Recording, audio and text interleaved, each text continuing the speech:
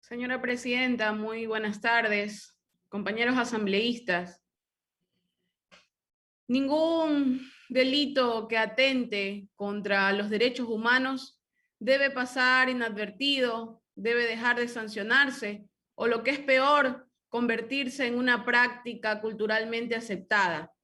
La ley contra la trata de personas y el tráfico ilícito de migrantes, que está siendo trabajada con mucha responsabilidad en nuestra comisión y construida con la participación de la sociedad civil, pretende prevenir, combatir y sancionar estos delitos. Todos sabemos que la trata de personas afecta a la mayoría de países en el mundo y tiene una larga historia, pero no tanto así la lucha para poderla combatir. Afortunadamente, en el año 2000 tuvo lugar un hito importante en la lucha mundial, cuando la Convención de Naciones Unidas contra la Delincuencia Organizada Transnacional adoptó el Protocolo de Palermo, del cual nuestro país es parte, y esto apoya para que en el marco de la construcción de normativas a nuestro país realmente estemos apegados a la realidad inclusiva internacional. En nuestro país también se han logrado avances que debemos reconocer. Por ejemplo, en el 2014, la inclusión del delito de la trata de personas en el COIP, y en el 2017 también, la aprobación de la Ley Orgánica de Movilidad Humana, cuyo capítulo 6 se refiere a la prevención y protección de las víctimas de la trata de personas.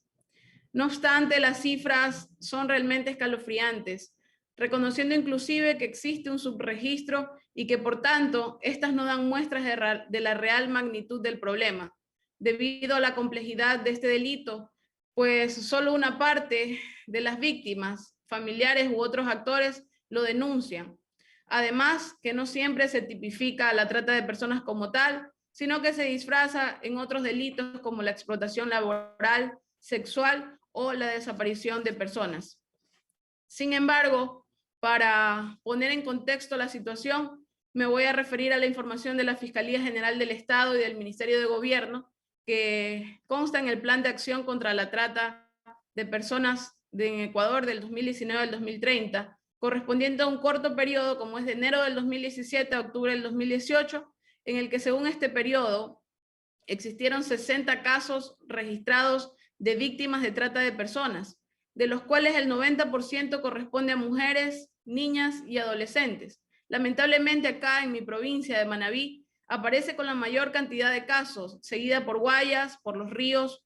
Pichincha, cuyo bloque de provincias, según aquellos datos, concentran el 50.63% de víctimas de trata. Y precisamente se refería el ponente, colega Flores, a la socialización. Estuvimos articulando acá en Manabí y aprovecho para reiterarle a mis hermanos manavitas que sus aportes serán tomados en cuenta. Nos manifestaban preocupaciones como que no es posible detener la migración si no se cuenta con soluciones de carácter estructural, como lo es combatir la pobreza, crear empleo, facilitar el acceso gratuito y de calidad a los servicios de carácter universal. Al mismo tiempo, se nos manifestaba y se pedían leyes que sean pensadas no como meros instrumentos enunciativos de los derechos humanos, y nos contaban experiencias sobre el sistema de funcionamiento de protección de derechos en el Ecuador, haciendo mención, por ejemplo, tuvimos actores importantes como una de las personas que estuvieron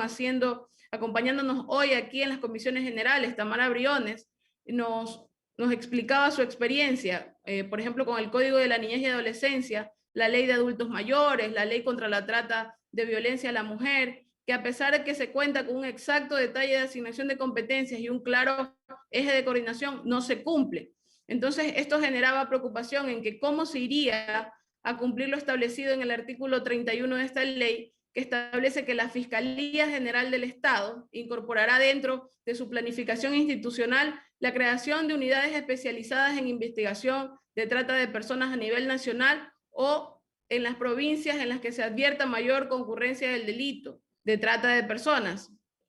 Y lo que más nos preocupa es que en este país reina la aparente escasez de recursos. También se nos preguntaba cómo es que el Estado es responsable de dar acogimiento temporal, como se prevé en el artículo 42 a las víctimas de trata, sin decir exactamente a qué instituciones correspondería, sin decirnos cómo ni con qué se lo va a hacer. Realmente quienes nos acompañaron en las socializaciones nos decían que temían que la iniciativa, esta gran iniciativa de la ley que estamos trabajando,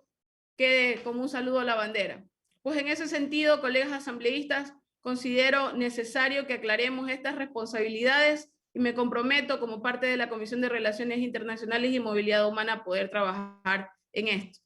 También quisiera decirle a quienes nos acompañaron en las socializaciones y al pueblo ecuatoriano como tal, que estamos disponiendo que el Comité Interinstitucional de Coordinación para la Prevención de Trata de Personas y el Tráfico Ilícito de Migrantes y Protección a sus Víctimas, en un plazo de 12 meses a partir de la entrada en vigencia de la presente ley, diseñarán y ejecutarán un plan para la implementación de las acciones para la prevención y asistencia de la trata de personas y el tráfico ilícito de migrantes. Con lo cual ustedes me dirán que esto no es nuevo, pues en este comité ya existe de conformidad a la Ley Orgánica de Movilidad Humana y su reglamento,